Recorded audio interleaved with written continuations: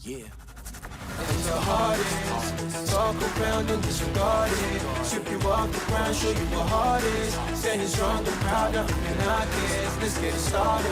It's the hardest. Talk around and disregard it. Strip you off the ground, show you what hard is. Standing strong and proud, nothing can knock it. Let's get it started. Yeah, get your boots ready. We're about to go on a trip where we wrestle nobody settling on calling it quits. You're here for the grit, betcha this stuff is amazing. You're stumbling, welcome to the bump in the apron. Step into it, the hardest part of the ring. Here to bring fun, yeah, and this art he's king. It's the best thing, making sure you don't tap out. Don't go soft with the hardest podcast out. And it's not just another one, it's clear. Off the rest, in this content, none contest. Take the nonsense off the steps. You know it's nothing but pure gems when it's coming off the chest. Get it? Now it's time to sit and relax. Get your mind blown away, ain't no skipping this track. Have you paying more attention, no listening gap. Get everything I ever wanted, no giving it back. Yeah.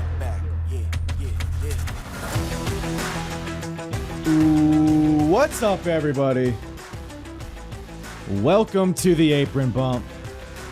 I'm your host, Kyle, aka the hardest part of the ring. And man, man, I don't know why I just morphed into Robin Williams right there, but man, you better put your kids to bed on this episode, everybody. Let me tell you about that. Hide the women, hide the children. Even though there's a woman on this episode, hide the women, hide the children. Close your blinds, put the peanut butter away, because this episode here is uncensored. Oh man, racy. Too hot for TV. It's uncensored. First ever uncensored. If you think I've said uncensored too many times, boy to howdy, do you not want to watch this fucking pay-per-view that I watched, because they said it every goddamn 5 seconds. Uncensored. What a snapmare that man did, because it's uncensored. Shut the fuck up, Tony Schiavone. I mean, I know they're fed this shit, but Christ on a cracker, were they annoying on this show. But yes, it is the actually the first ever, because yes, there will be more somehow after this. The first ever WCW Uncensored in 1995.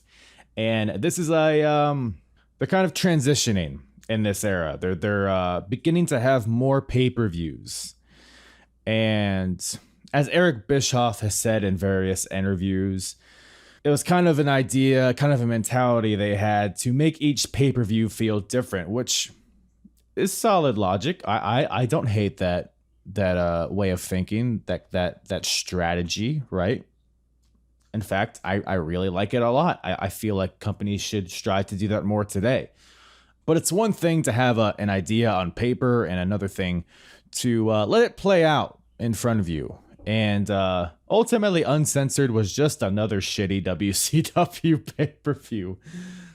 Man, just, it's almost like, I felt like what Extreme Rules is or was at one point, where every match had a stipulation. But man, it was just absurd. And we get into it right at the beginning, just sets the tone with how absurd all of these match types on this show were for various reasons.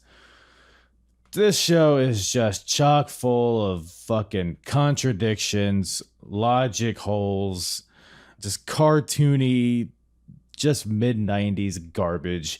And it's fantastic for a podcast like this one. But yeah, not a great show. Like I said in the podcast, I think, but the left hand was just not communicating with the right hand. In fact, I think the left hand took a butcher's knife and slashed the right hand off of the arm, and then took that severed hand and threw it in a river with alligators. I think that is what Uncensored 1995 is. But yeah, that's where WCW's at. Hogan's here, Macho Man's here, and they're kind of just figuring everything out around it. Ultimate Warrior is here. Wink, wink, nudge, nudge, huh? Yeah. An ultimate surprise is here, huh? Yeah. Fuck the Renegade, man. I just look, we talk about it a lot in the podcast, but I'll just say this. Fuck the Renegade. But 1995, we're in February. Just covered ECW Return of the Funker a few weeks ago. We see where ECW's at. They're really leaning into the extreme stuff. You have the Rotten Brothers just mutilating each other with barbed wire and glass and jizz and everything. And you have WWF over here on the other side, building up to fucking Bam Bam Bigelow versus Lawrence Taylor at WrestleMania 11. And then we're here in WCW. You got, stuff I mentioned. Renegade, etc.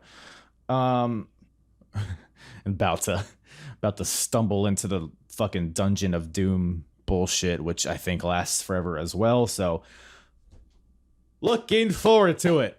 But no, this is actually a very, very fun episode. I just thought a hilarious time, as it can only be with this kind of show, Uncensored. Brought on Katie from the Smacked Raw podcast. Katie Baby, as some of you may know her as. Smacked Raw podcast. I've had RN on here before and plan to have other guys, including RN, and I would like to have Katie back on as well. Love the Smacked Raw podcast, all those guys. Various shows they do. They kind of went through a rebranding recently, and Katie touches on it at the end. So she does a better job than I could ever do, but they used to do like recaps of every show, but now they have kind of transitioned to doing more unique. Like each show has a different theme to it. For example, Katie, joined by her co-host Savannah, they do a show called the She-Leet Showcase every Thursday at 9 p.m. Eastern. They just had their first episode a few weeks ago. And just a great watch. You can find it on Twitch. I believe it gets uploaded to YouTube afterwards. But they give kind of the just a different perspective on wrestling. They cover some topics you might not hear talked about that much, like New Japan and stuff like that. But just, just general wrestling talk around the world by two entertaining gals. Then, of course, you have the weekly rundown with Kyle and RN. RN also has another segment called Mute RN, where he goes on rants about various subjects. And if you've listened to my Progress Chapter 10 episode with him, that's going to be entertaining as hell. So Smacked Raw podcast. Basically, I'm getting long-winded with it, but basically what I'm saying is they have a lot of good stuff over there. So go check them out. All their info in the description. Find them on Twitter at Smacked Raw Pod. We'll bring it to a link tree that'll take you wherever your heart desires. Follow Katie on Twitter at Katie Wrasslin13. Like I said, everything's in the description. And let's get into it. I hope the kids are. I hope you shut the doors and close the blinds, because we're ready for Uncensored 1995 with myself and Katie from the Smacked Raw podcast. So I guess. Well, first of all, I just kind of want to ask: are you familiar with this era of WCW at all? No, not at all. No. When did you start watching wrestling? So this happened the year before I was born. I see. So you probably weren't watching live, I guess. So I was not watching live. Oh man, I don't even know the first thing I remember watching. All I know is that there's a baby picture of me somewhere in a Stone Cold shirt in my crib with like a binky in my mouth. That's all I really remember. I'm gonna applaud your parents. That is great. That's great parenting. That's the upbringing that I strive to have. But yeah, this is so I was 2 years old, I guess. No, not even. I was almost 2 years old when this happened. Okay. And so I'm not very familiar with this era at all, other than what I've covered in my podcast. But so since you're kind of coming in cold, I just kind of want to ask, what are your overall thoughts on the show that you witnessed? How many stars? Oh God. I'll give it 4 stars, because I think this was like the first one they did. Yes, it was. He's definitely still. All right, my cat is like fucking with some shit back here. You're good. Fucking asshole.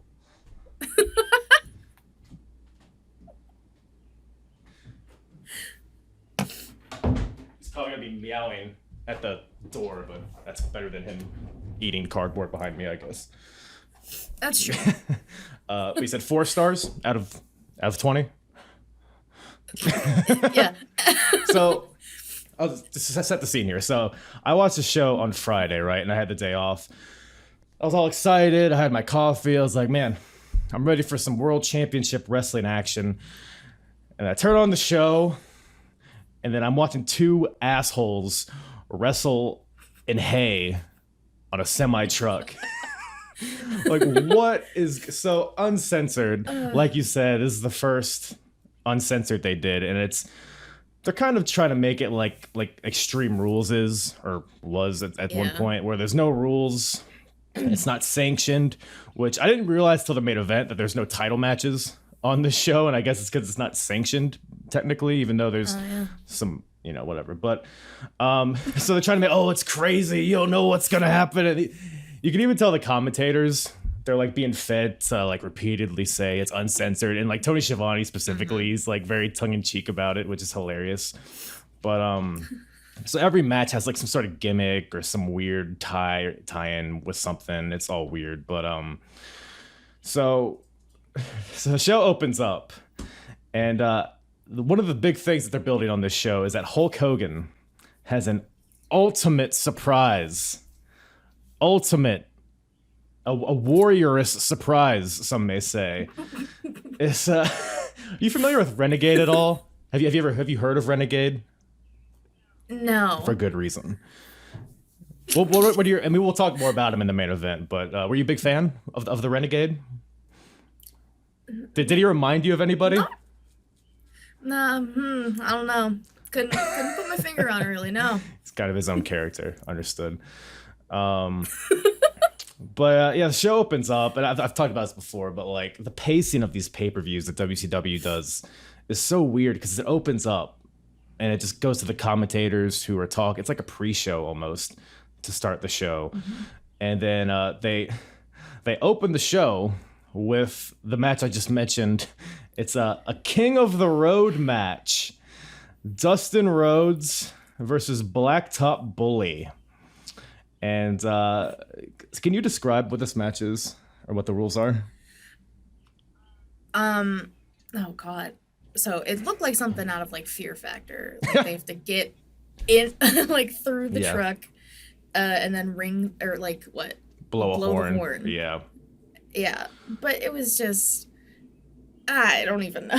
Well, the thing is like because like you said, they're in the back of I guess a semi truck, but it's like a wooden thing. It's like it's basically like a steel cage but made of wood, so a wood cage, I guess. A wood cage.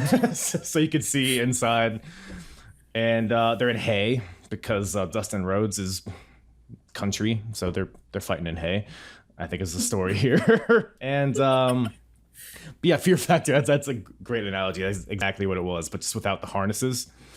So they're fighting in the back of a truck, but the truck is moving, by the way, which is important because neither guy could fucking do anything because they're trying to stand and walk around in a moving vehicle, which is dangerous as hell, especially with the horn, right? Because like you said, you got to blow the horn to win, but the horn is like up top, right? Because there's like a wooden ceiling, like a Hell in a Cell, but with wood. And the horn, you have to because you can't just reach up, you have to climb it kind of. I feel like that's so dangerous because like I said, the truck is moving and they're trying to manipulate. I don't know. I definitely didn't expect that, especially as the first match. Basically my first taste of WCW. I did not expect that. It was real weird, very dangerous when you look at it. Like the truck was taking fucking turns too. Yeah. Jesus. It was brutal because like I said, they couldn't do anything. I think there was one pile driver in this match, but otherwise it was just guys trying not to fall over. I think the truck did more damage, just the inertia of the movement more so than anyone did to each other. Yeah, throwing bales of hay at each other isn't gonna do anything. It's funny because they couldn't even sell it, because they were too focused on not falling off the truck. So they would hit each other with the bales of hay, and it's they didn't even register at all. But So yeah, the truck moves. They're in Tupelo, Mississippi, so some back road. Who gives a fuck? But they're going straight for a while, and then they start turning and whatever. But and they drive. Bobby Heenan probably made this match because at one point, they drove through a trailer park or like by a trailer park, and Bobby Heenan, he's like, "Oh, what a beautiful area of Tupelo. I think it's where Elvis and his 14 brothers live," or whatever he said. So the commentary is like trying to make it like a series. It's a weird way to open a show too for the live audience to cut to something on the Tron. But about 10 minutes into this, but first of all, this match is way too long. I don't know how long this match was. Way too long. It's like we get it. My God, it's like 15, 20 minutes of them just trying to fight in a truck where they can't stand. It could have been 5, but like 10 minutes in or so, they get to a point where there's like traffic around them. What would you think if you're just driving in Tupelo, Mississippi, and you see these two dickheads fighting in hay on a truck? Would you be concerned, or would you just keep driving? Well, if they didn't have the police escort, I would probably call the police. Yeah. And just be like, the fuck's happening here? I think I would just like, it's kind of like a car crash. Yeah. You just drive by it real slow, make sure everyone's okay, and then just keep going. But eventually, they both, I can only describe them as two sloths crawling on top of the whatever you call it, cage, the wooden cage, to try to ring the bell or blow the horn, whatever it is. And whatever it is. They're both straddling on the top, trying not to fall off to their death. And then the truck just turns, and Dustin falls off, but Blacktop Bully hangs on, and he honks the horn and gets the win. So it wasn't even a move that he did to win. It was just, it was Fear Factor. He was able to hold on longer. It was Fear Factor. And yeah, I'm thinking in like kayfabe terms. Like, do you think like the board of directors get together and like factor this match in as far as like who gets a title shot? I want to say I hope not, but I mean, probably. He hit him with hay more than the other guys, so he deserves to be the world champion. He honked the horn. He deserves to be champion. That's how you end a blood feud, I guess, in WCW. So that's everyone take notes. So, but then after the match, the pyro goes off in the arena. So it was like, was this a pre-show? Was this a? I don't know. I don't know. It was all weird. But I guess the show starts now, and Arn Anderson cuts backstage. So there's a bunch of promos on this show. What were your thoughts? Just like in general, like the style of promos back then. I'm not really a fan. It was kind of just them, the backstage interviewers, I guess, or it was just the one guy. Yeah. He was just trying to like ask them questions. It didn't matter who the hell it was. Just didn't pay attention to the question. Just kept talking. Just spitting their promos. It was just a lot of energy and kind of just came out of nowhere for some of them. Yeah.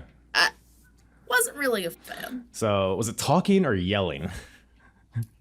Yeah, it was like screaming for no reason. Especially like what the Nasty Boys did theirs. That was just noises. That was like, there was no words. It was like it was like a parody of an 80s wrestler. Like if you took somebody that never watched wrestling and you're like, hey, talk like a wrestler. Like that's how the Nasty Boys sounded. Yeah. But Arn Anderson, he's the first backstage promo, and his was actually very good. Like I would even say his is better than most promos today. Like Arn Anderson is one of the best promos of all time. Yeah. But ultimately, he's trying to build up a. Is that the next match? No, it's a match later in the show, but it's a boxer versus wrestler match. He's doing his best to put credibility. He says that so it's gonna be Arn Anderson versus Johnny B. Bad. And Johnny is going to be wearing the boxing gloves because he's a former boxer in real life. And Arn's like, oh, you're looking pretty desperate putting on them boxing gloves, and I'm just going to DDT you, and that's going to be it. That's basically the gist of that. Yeah. Colonel Parker rambles for a little bit. And Mike Tenay, by the way, is the interviewer, former commentator for TNA. Oh, okay. And then we cut to a pre-match package for Ming versus Jim Duggan. It is a martial arts match with special referee Sonny Ono. So I have a lot of thoughts on this match, but what were your thoughts on this the special attraction match? Lots of martial arts involved. It wasn't like, yeah, lots of martial arts. In Hacksaw Jim Duggan's mind, he just assumed it was still a normal match. Which, the dynamic of the two of them in this match was weird. Yeah. It was really fucking weird. Yeah, it was kind of just like a normal match with the only thing that made it martial arts was the referee and how they had the bow in the beginning. Yeah. Like the whole presentation is just silly as fuck. Like there's like you have Jim Duggan coming out there in jeans for martial arts. This isn't a street fight. Like his normal attire is more like martial. He wears like the baggy shorts or whatever. Like that's like perfect for a martial arts match. But he's out here in boots and jeans. And then like they go through the formalities in the beginning. They have to bow to Sonny Ono, the referee. But I don't think Duggan knows what to do here. If he's I don't know if anybody clued him in on what the formalities were here, on what the what you're supposed to do, because he spends like seemingly like 5 minutes before the match just like stomping around.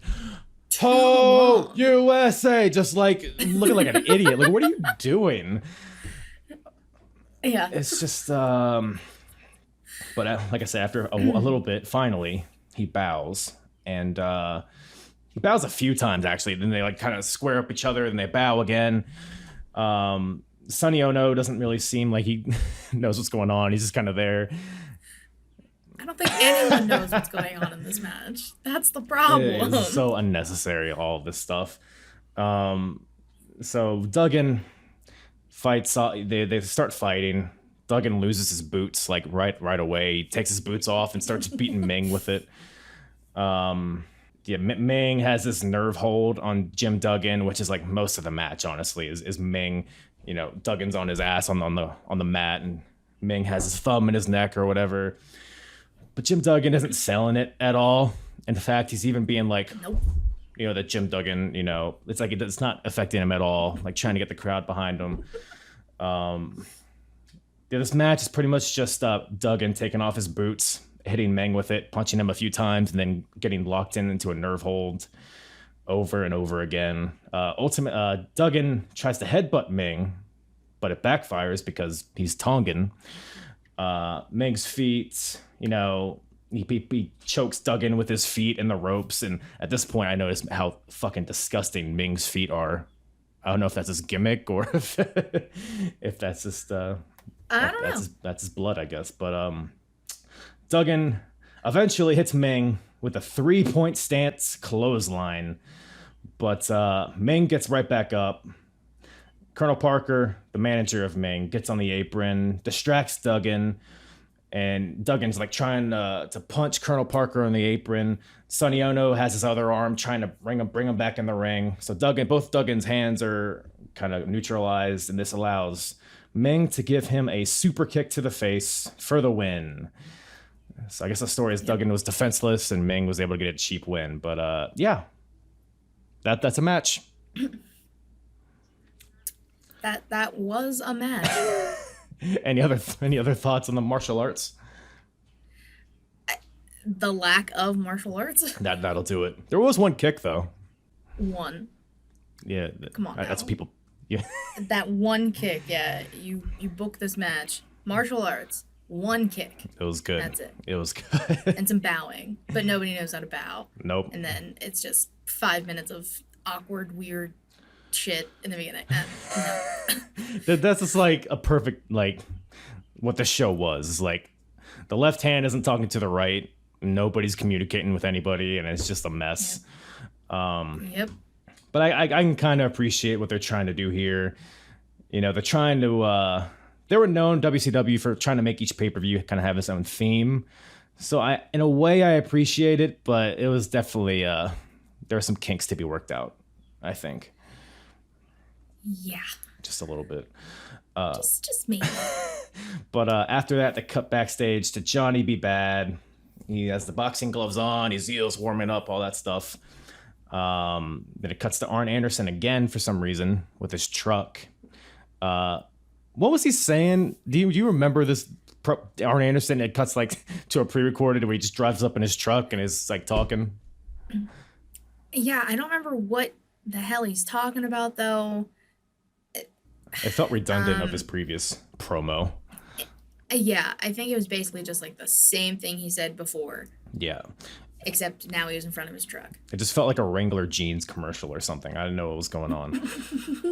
That's kind of what it looked like, honestly. That's probably for the 90s, that's exactly what it was. That's why I didn't remember what he said. I was too drawn into his handsomeness.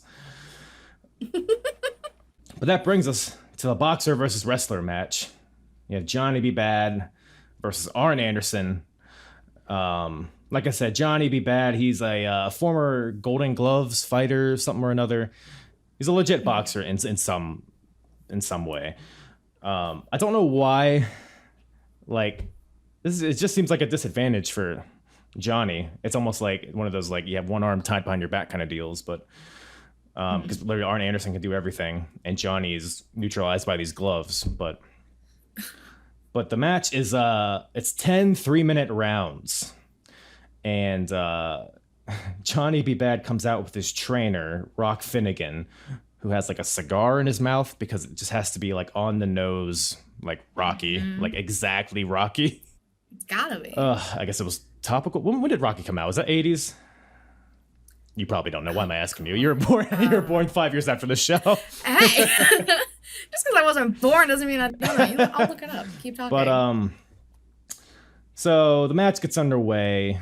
Johnny actually dominates like the first 2 rounds because his boxing is just like his boxing looks really good actually. I mean the way that because I guess the gloves it's easy to work it I guess. So the first 2 rounds Johnny's like peppering Arn Anderson with shots, but and in between rounds by the way you get like a 1-minute rest period in the corner just like a boxing match. Yep. And after the second round, Johnny's sitting in the corner. Arn Anderson comes to his corner, beats the shit out of him, gives him a DDT, just like a boxing match, right? Yeah. Johnny kind of sells the DDT, but not really. The third round starts. Anderson has the advantage because of that DDT, I guess. He like throws him to the outside, starts beating him down. Now it becomes a wrestling match. Now Johnny's finally at a disadvantage.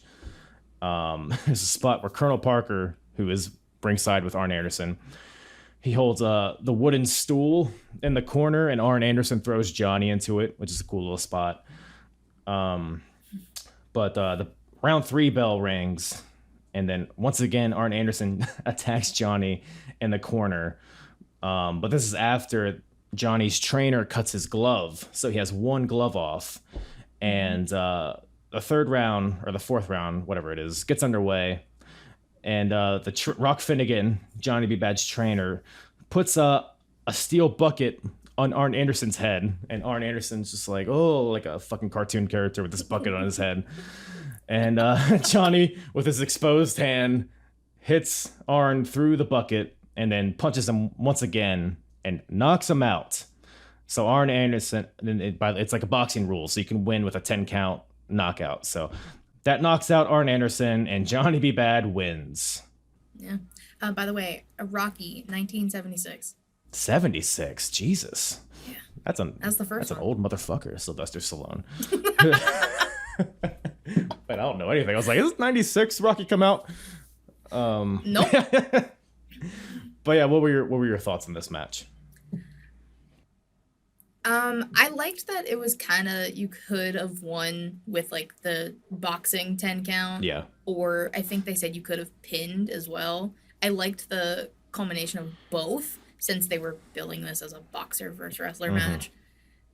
I mean, Arn kind of just attacking him in the rest period. That there were like, what was the point of those at that point? He just kept attacking him anyways. Yeah. It wasn't bad. It was better than I thought it would be. I'll put it that way. Better than King of the Road. Well, I guess that's the key. You set a low bar. You have King of the Road, and then you have Ming and Jim Duggan stomping around like assholes for a couple minutes. Exactly. And then this seems good. Exactly. What would you say is better, this match or the cage fight that we saw in AEW between Wardlow and Jake Hager? Oh God. I'm gonna give it to Hager and Wardlow just because it didn't last as long. Yeah. I suppose that's a good point. There was less steel buckets involved, I guess. Exactly. And trainers with cigars in their mouth. God. But don't worry, we got some more red hot action coming your way. We got Avalanche. or ice cold, I guess, right? Because he's snow. It's Avalanche. Yep. We got Avalanche versus Macho Man Randy Savage. Man, this is like, I'm gonna be honest, man. WCW fucking sucks in this period because, like, I'm just gonna go ahead and say it because I was frustrated with the show at this point because it's like, and with the past shows that I've covered, because it's so formulaic. Like, you have a heel and you have a baby face. It seems like every match is the heel just putting the baby face in rest holds for a long time, and then there's some sort of anticlimactic finish. And we'll see that with this match and the next match. But we have Avalanche, who is Earthquake from WWF. He's a big boy, so he dominates most of the match, with a bunch of power slams and splashes and stuff like that. Macho Man gets a few flurries in there. As far as people that are working hard, Macho Man is probably working the hardest at this point because he's kind of fresh off of his, I don't know if you're familiar, but in WWF, he was a commentator for a little bit. And he was not content with that, so that's why he came over to WCW so he can wrestle. So Randy's still just excited to be in the ring, I think. So I did not know that, actually. Yeah. So we're just like a few months from his debut here. So he has a lot of energy out there. The crowd loves Macho Man. They're fighting on the outside, and a woman jumps the barricade. A woman. And starts beating the shit out of Randy Savage. So lo and behold, it's actually not. Let me tell you, it's actually not a woman. It's someone in disguise. It turns out to be Ric Flair. So to give you some context, Ric Flair, a few months ago at Halloween Havoc, lost a career match versus Hulk Hogan. So he lost to Hulk Hogan, so he had to retire, and so he's. But the thing is, though, it's uncensored, and they're building this as like it's unsanctioned. And I think they even mentioned at the beginning of the show that Ric Flair is allowed to be here because it's not sanctioned. Yeah. Like they explicitly say that. So why is Ric Flair dressed as a woman to get into this match? Maybe he just wanted to dress like a lady for a little bit. Nothing wrong with that. Is that, I guess that makes sense. We all kind of go through our phases where we put on dresses and lipstick. Sometimes you just want to look pretty. He did look really pretty. Did he? I guess, as far as... it's like, it almost fit in a weird way. Yeah, when when Flair first attacked Macho Man, it did actually look like a lady. Yeah. And then... you realize until she started Flair. Chopping him like Yep. Like that's not very ladylike. I don't know if that's how you were raised, but I don't know if young ladies are getting taught how to chop people. Yeah, that chop looked oddly familiar, so I don't know if Charlotte clearly wasn't born yet, right? So I don't know. I think she was like a very small child at this point. But was she? Because it was 95, right? Yeah, because I think she's older than I am, and I was born at this point. So, so very small child, not in the business very yet. Small, very small. Very small. So the commentators kind of realize this as Ric Flair is attacking them. They realize that he is allowed to be here, so they're like trying to paint it like Flair's just unhinged and he's just crazy, he wants to put on lipstick and beat the hell out of people. So we got Flair and Avalanche teaming up on Randy Savage. But thank God Hulk Hogan is here to make the save. Thank God. So he runs him off. And here's the thing. Randy Savage wins by disqualification. Do you see anything wrong with that? There's not supposed to be any rules. It's so uncensored. How's there a disqualification? I heard that and I was just like, that doesn't make any fucking sense. No. But okay. No, it's like I said, there's just like some sort of lack of communication backstage with the rules and the commentators and the wrestlers and the agents booking the match, whoever it is. There's just no one's talking to each other clearly. Nobody's saying a damn thing to each other. It's all over the place. But yeah, not much else to the match other than that. Anything else kind of catch your attention from these two? No. You a big Avalanche fan? No. Not really. Who do you like better, Avalanche or Earthquake? I vaguely remember Earthquake, so I'm gonna go with Earthquake. Yeah.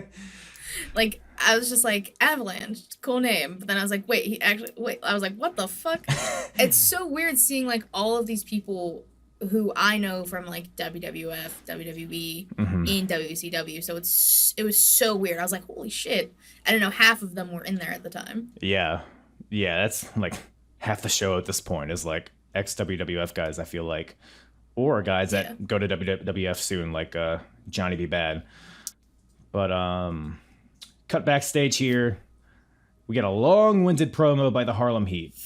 Harlem Heat, they're still like very, yell at the camera kind of promo, but for whatever reason, it's fine with me, with them.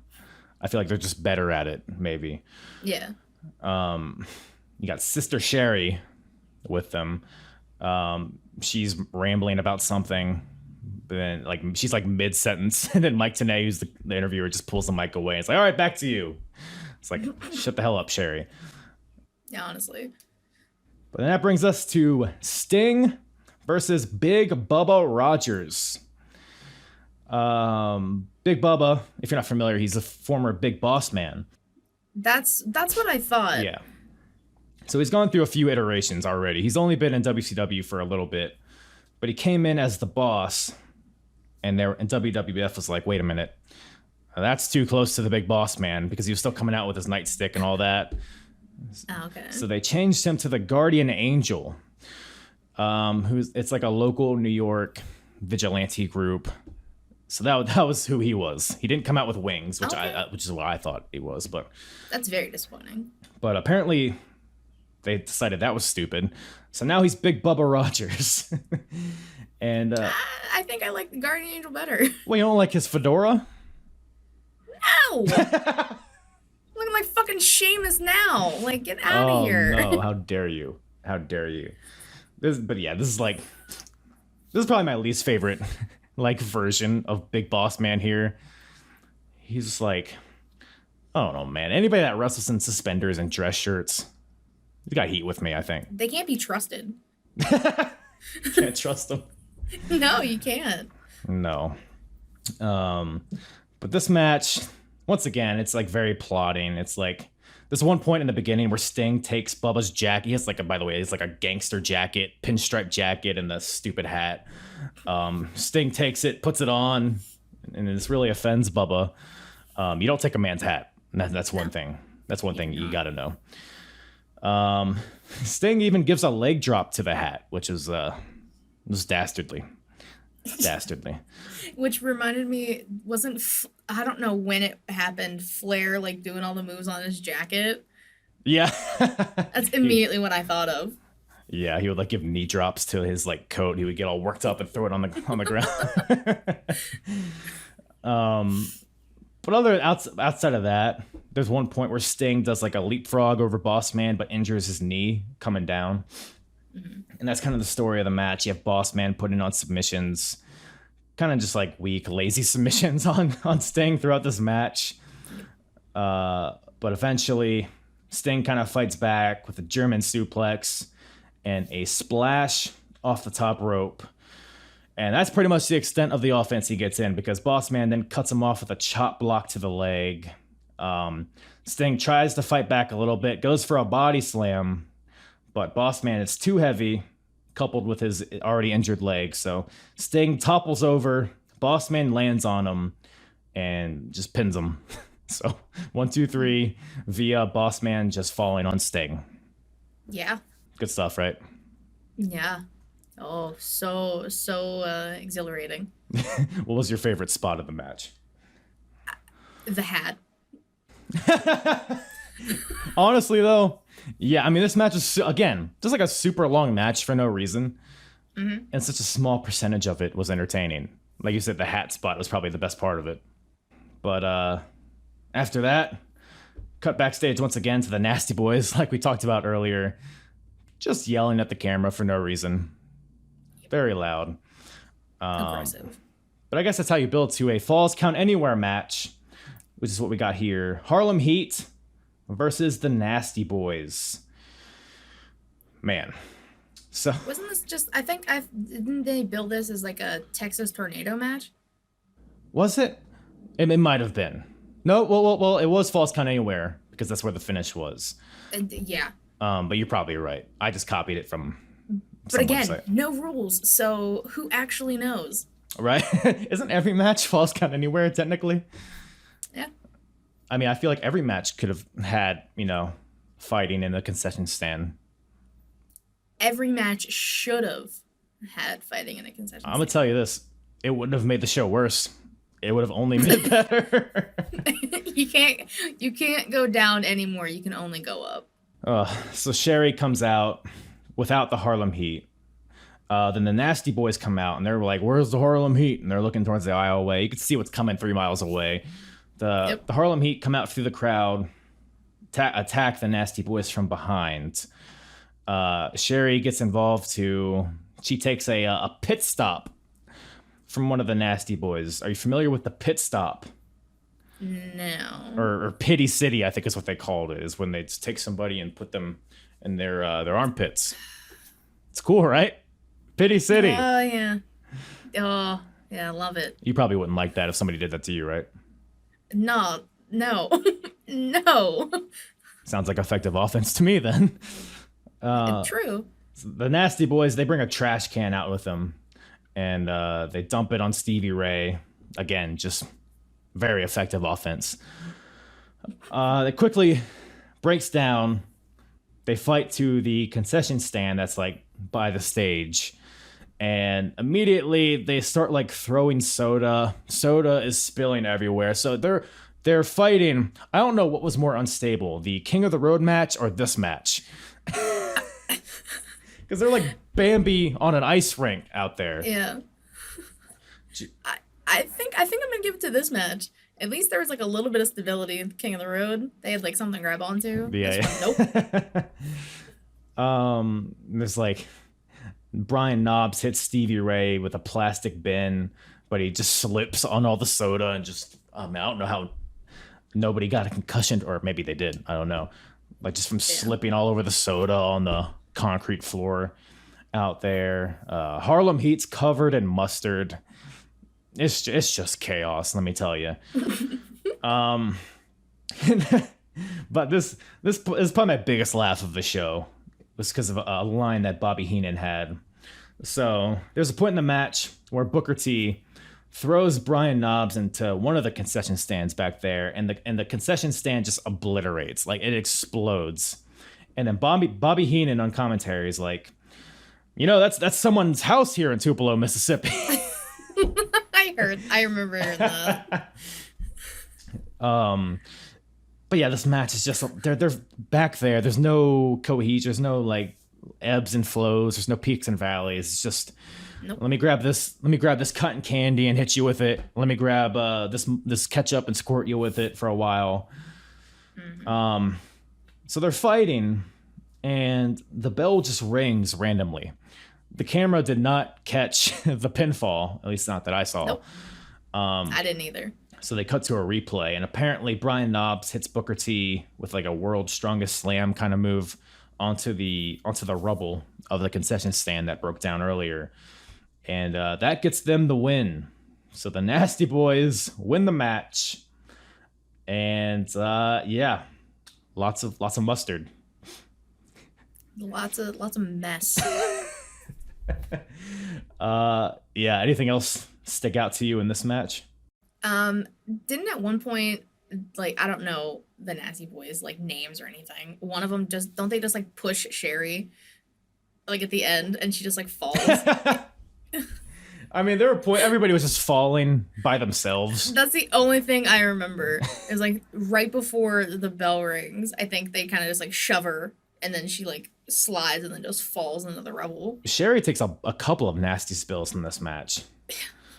Like I said, there's just like there's slipping all over the place. Just for that being said, though, might be my match of the night. Honestly, some pure entertainment. Yeah. I mean, I have to agree. I don't know what else you'd put. Maybe the main event, but even that was, I guess, it had some entertaining aspects to it. But we'll get into it here. So we have that cuts after that with a promo from Vader. He's yelling. Ric Flair's there. He's yelling. But Ric Flair is still wearing his lipstick and mascara, which is terrifying. It looks like he just got punched in the eye. It's so dark. Yeah. I mean, anybody listening to this, if you watch one thing from this show, watch this promo from Ric Flair. It is captivating. But like I said, it just fits somehow. Like if you wanted to be that, I'd be like, okay, Rick. It fits. His nails are painted. I noticed that too. He went full gimmick with it, and I much respect to Ric Flair for He's doing like, God damn it, pal! I'm doing one thing on this show. I'm gonna do it right. But that brings us to the main event. We have a leather strap match, and I mentioned it before that there was no title matches on this show, but I didn't really realize it until this match. As I was watching it, I was like, wait, is this for the title or not? Because Hulk Hogan's the world champion, but they never mention if it's for the title or whatever. But I bring that up because the commentary is reinforcing that it's unsanctioned, and it cuts to Michael Buffer, who's introducing the match in the ring, and he says, "This match is sanctioned by the WCW board of the..." Like, Michael, you have one job. Again. Just throw a not in there. Not sanctioned. They, apparently, so strap matches, the rules change through the years. I mean, sometimes you have to touch each corner to win. Sometimes, like we've seen recently, you just have to pin your opponent, but you just happen to be attached to them. But in this version, you have to touch each corner to win. Which is weird because it's not a title match, so it's like, if it's a blood feud, wouldn't you just want to beat down your... I don't know. I don't even want to try to get into their logic. They have no logic. Yeah. That's the problem. That is. There's nothing there. Oh, man. WCW, let me tell you. And by the way, the whole night commentary is like, where's Jimmy Hart? You know, Jimmy Hart's missing. Who gives a fuck where Jimmy Hart is? And like never. Well, I mean, he was supposed to be in Hulk Hogan's corner. It's vital. Come on, it's a vital. Because Vader had Flair, but Jimmy Hart's missing, and all Hogan has is this Renegade. All he has, he's an ultimate surprise. Stop it! How dare you? We could do like a whole hour just on Renegade and the things that he did in this match. Like, so like the match starts, right? So Vader and Flair are in the ring, cornering Hogan. So he's at a disadvantage, and it's okay because it's uncensored. It's uncensored. And so they're cornering Hogan in the ring. Hogan has his belt. He's like, oh no, I'm at the bad end of a numbers game here. Then Renegade comes out. Like, just a sigh. God, All you can do. He literally has the Ultimate Warrior music. Like, down to the music, down to the hair, the face paint, the boots. Yep. It's just like, Everything. I'm wondering, like, were they trying to convince the audience that it was actually Ultimate Warrior?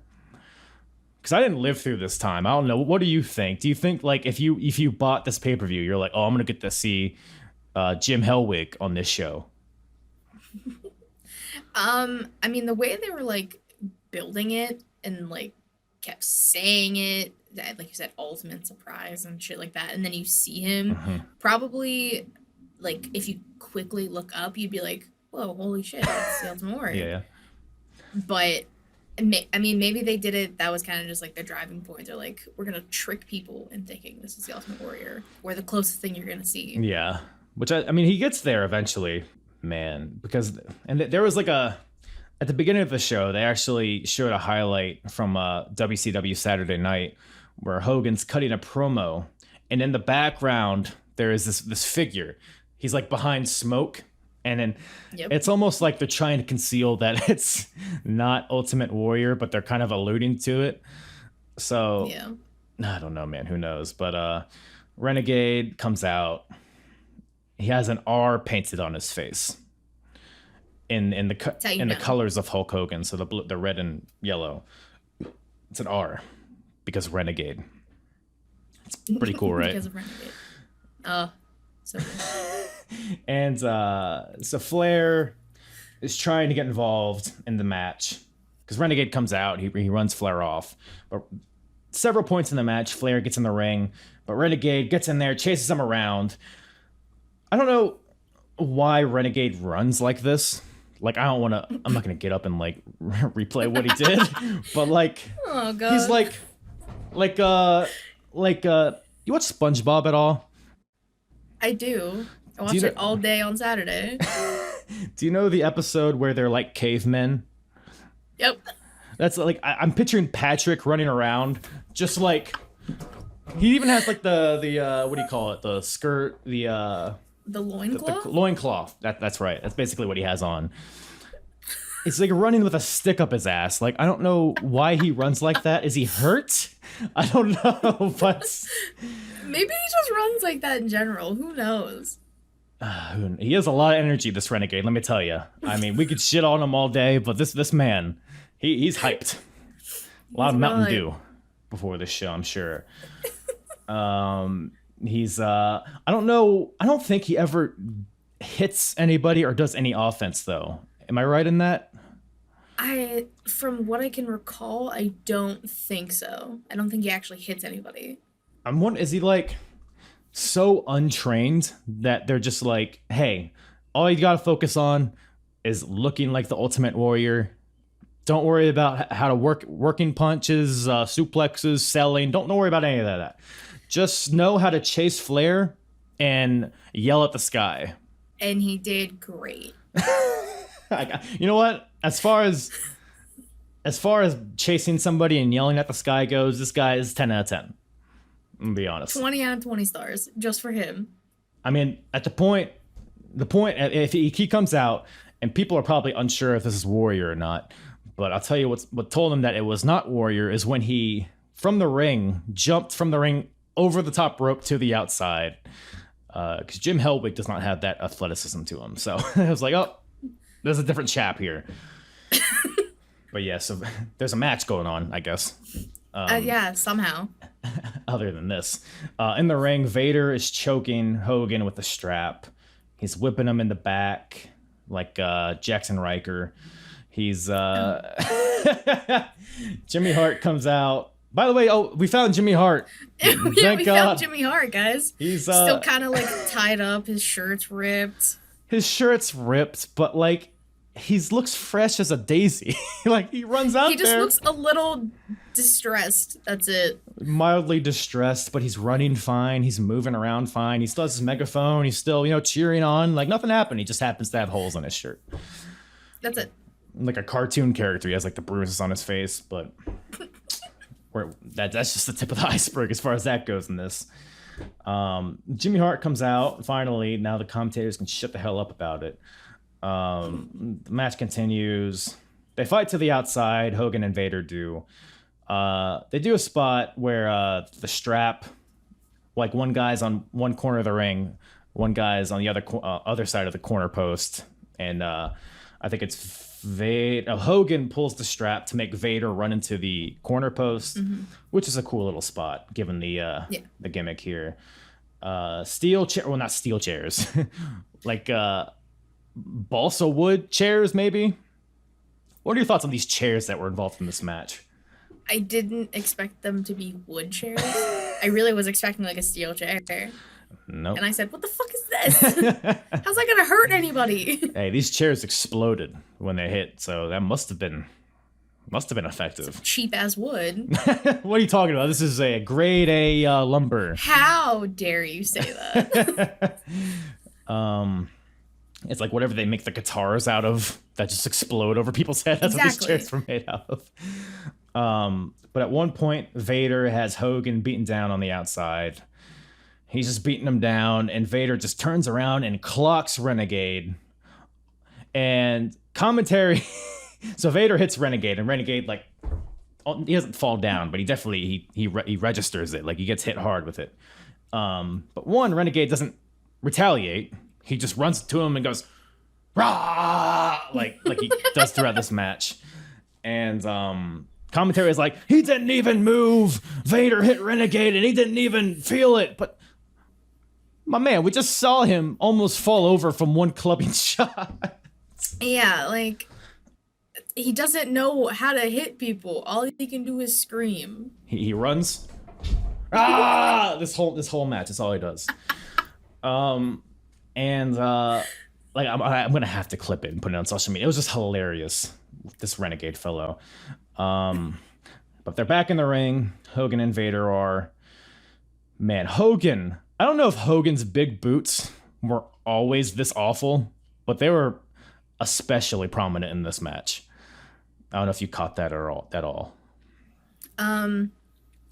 Yeah, like I feel like Charlotte doesn't, and I hate Charlotte. Like that's a given fact. I think Charlotte's big boots are better than Hogan's at that point. Yeah, like, they were just not doing anything. Because Hogan, his big boots, he puts his foot up and just waits for the guy to run into it. That's it. Like, you lazy piece of shit. Just fucking do it yourself. And he's like, I mean, this isn't peak Hogan necessarily, but he's still like, he has 10 years left in his career. Like, he's relatively in his prime. Like, what is this, 95?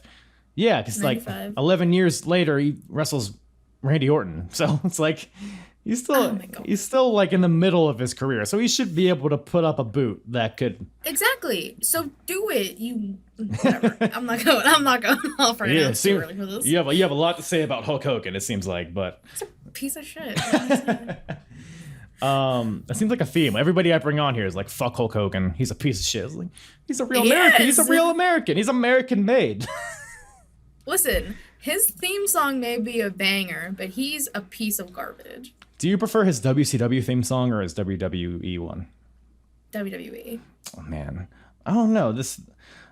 Man, I can't even think of how the WCW one. I was about to sing it, but I can't even think how it goes at this point. Yeah, that's the thing. I can't even remember how it goes. Well, I didn't post. I'll just put it. It'll be a bed underneath our entire commentary here. Okay. But so Hogan hits a boot, not a big boot. He hits a boot, followed by a leg drop. And then, remember, you can't win by pinfall. You have to touch all four corners. So Hogan, and he's attached to Vader by a strap, obviously, as per the strap match. So Hogan touches one corner, two corner, three corner, goes to touch the fourth, but a masked man comes out. And he hits Renegade in the back with a chair, which allows, so Renegade's down, and which allows Ric Flair to get in the ring because Ric Flair's not getting involved because Renegade's there to scare him away. So Ric Flair's in the ring now. He stops Hogan from touching the fourth corner. He hits him with another wooden chair. Chair explodes. Ric Flair turns around. He's all happy with himself, doing the whole Ric Flair thing. But then Hogan hulks up. Or does he? Does he hulk up at that point? I don't know. It doesn't matter. Maybe he hulked up earlier and I just forgot to mention it. But I don't think it really matters in the grand scheme of things. But the finish comes when Vader... So Hogan's down. I guess it's from the chair shot from Flair. Vader touches three corners. But before he could touch the fourth corner, Flair is like, wait a minute, Vader. Not yet. Let's continue the punishment. So he convinces Vader to do a splash from the top rope onto Hogan. But Vader just takes the strap off. So it's like, we're in a strap match. I feel like you shouldn't just be able to take the strap off. I feel like that kind of just... Well, again, there's no It's uncensored. Rules, but I feel like... It's uncensored. Stop it. Okay. It's uncensored.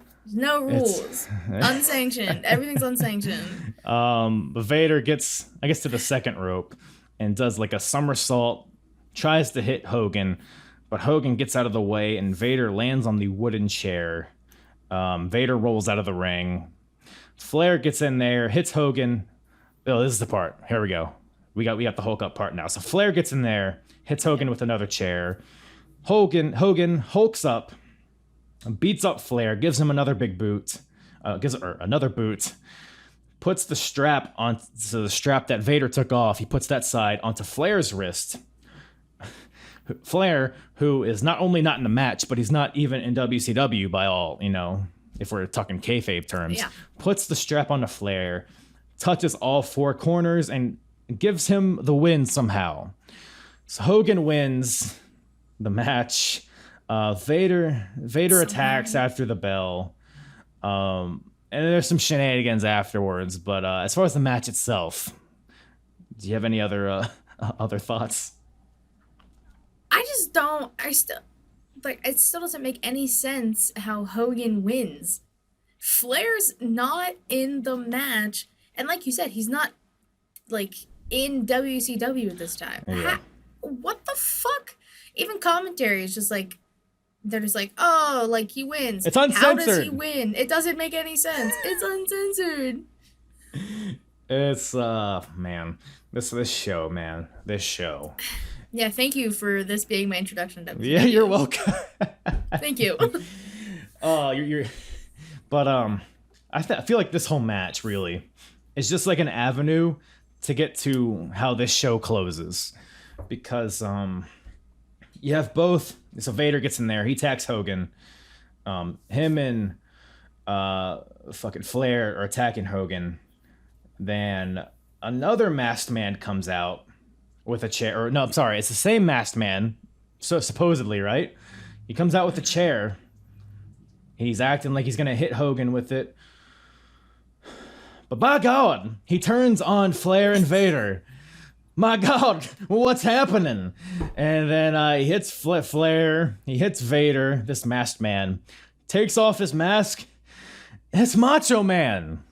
Oh my God, it's Macho Man. Scooby-Doo ass bullshit. Takes off his Macho Man. It was you all along. And then, like, while all of this is happening, there's, Arn Anderson comes out. He has his wrists and his legs tied together, and he's in like the black outfit that the masked man was wearing. So this is suggesting that Arn Anderson was the masked man that came in during the match, but Macho Man attacked him backstage, tied him up, and disguised, took his mask, and now it's a whole switcheroo here. So Arn Anderson's hopping literally out. is an episode of fucking Scooby-Doo. This is crazy. Literally like hopping out there. He has like a gag in his mouth. Arn Anderson does. So Macho Man helps Hogan and Jimmy Hart and Renegade fight off Flair and Vader. So the show closes with Hulk Hogan's music playing, and Hogan, Macho Man, Jimmy Hart, and Renegade celebrating in the ring. And I think even commentary is like, well, man, this picture will be in the newspaper tomorrow. It's like, that's literal. This whole show, I think, was for this picture to be in the newspaper tomorrow. Probably. But, yeah, that's how the show closes. I'm sorry. I'm sorry that I made you watch this show. It's okay. Listen, I wanted to be on this show. I would have watched fucking whatever. No, it's look, this era of WCW, it's the logic. I mean, it's Swiss cheese, this logic, man. There's holes everywhere. But it's like, I mean, clearly. You said it earlier, it's like a car crash, and that's pretty much what this whole show was. Yeah. But yeah, overall, Yeah. Any other overall thoughts of this show? No, now all I can think of is Scooby-Doo. Yeah. This is literally a whole ass episode. This is a whole ass episode of Scooby-Doo. Jimmy Hart's missing in the beginning. Oh my god, he's back. Masked men. Are you glad that we found Jimmy Hart? Yeah, so they could shut the fuck up about it, yes. Every match, nothing related to Jimmy Hart in any way, shape, or form. Every match, they're just like, oh, still no word of Jimmy Hart. Obviously, he's missing, guys. You're not gonna fucking find him. He finds himself and comes. He does. Out. Yeah, he figures. Yeah, we don't really. No, they don't really bring that up. How he was able to escape or whatever. They allude to the fact that he was like tied up. They're like, oh, his wrists are tied, and okay, and I guess he chewed his way out. Maybe. Yeah. Who knows? Or maybe Macho Man got him. I don't know. There's a whole other subplot that they could have gotten into, but maybe that'll be the next show. But that'll be censored. The next shows after this will be censored. So. Oh, thank God. I'm sure we won't have to deal with the chaos that we saw at Uncensored 1995. I mean, it was something. It was a show. It happened. I wasn't alive, but it happened. That is a fact. As far as shows go, this is one that happened. It happened. Yeah, it's really just like because Hogan doesn't turn heel for another year or so. So there's this period where it's just like it's Hogan. Are you familiar with the Dungeon of Doom at all? No. Well, man, oh, no. That's I might have to get you on another one. Fuck. Oh it's no. Like where Big Show comes in and then there's like goblins and monster truck races and people falling off buildings. So I'm sorry. It's a lot of that until Hogan turns. Yep. Giant gets thrown off a building, and then him and a man wrapped in toilet paper butt fuck Hogan in the middle of the ring. So, anyways, thank you for coming on the show. I think Matt Ritter from the Smackin' It Raw. I think they covered it at some point in one of their Return to Wrestling. So you can get his viewpoints if you're really familiar with it. But speaking of Smackin' Raw. Why don't you tell us where you can find the Smacked Raw podcast and about the kind of rebranding you guys have been going through recently? Yeah, so Smacked Raw, not to confuse with Smackin' It Raw. Mm-hmm. We stole the name. Let's be real. I didn't. I just joined. Not even conquered the name. It wasn't me. Yeah. It's fine. We went on like a 2-month hiatus after we hit 2 years, so we rebranded everything. I have my own show now with my co-host Savannah, who's the newest member of the Smacked Raw family. It's called the She-Leet Showcase. We have 1 episode under our belt. Hell yeah. So far, killing it. This Thursday. I don't know when this will be out. This will be next Wednesday. So we'll have 2 14th. Episodes under our belt by then. Nice. Yep. Nice. So you'll have it figured out. Maybe. You'll be experts by then, right? Hopefully. No, I did check out your first show and it was a great watch. Oh, thank you. Yeah. So it's not always going to be like that. I was just like, well, debut, let's do something different. But I have like an actual structure for the rest of the shows. Just like an intro show. Yeah, kind of just like a debut surprise. Here we are. Like, this is kind of what you'll see. Yeah. Mainly just to get like the dynamic of Savannah and I. Right. Yeah. But that's twitch.tv/SmackDraw podcast, Thursday nights, 9 p.m. Eastern. I gotta make sure I like specify Eastern. Yeah. YouTube.com/SmackDraw podcast. Anywhere you listen to your audio podcast, we're on there. I don't know them off by heart anymore. There's too many. And then Twitter is SmackDraw Pod, I think. I can never remember if it's pod or podcast. I'll put it all in the description. Whatever it is. There you go. You'll find it wherever it is. Somewhere. It'll be somewhere. I promise. Yeah, but all you guys do a great job over there. I've had RN before. Definitely would like to have other people from that little group over there. I'd love to have you on again sometime soon. I would love, if it's gonna be WCW, I think you have to bring me on again. If it's another Uncensored show. You might be busy that day. I might, but like, we'll see. I'll bring you on a show where there's wrestling next time. We'll put Oh, it that thank way. you so much. I appreciate it. Maybe less cotton candy and less Renegade, but no promises.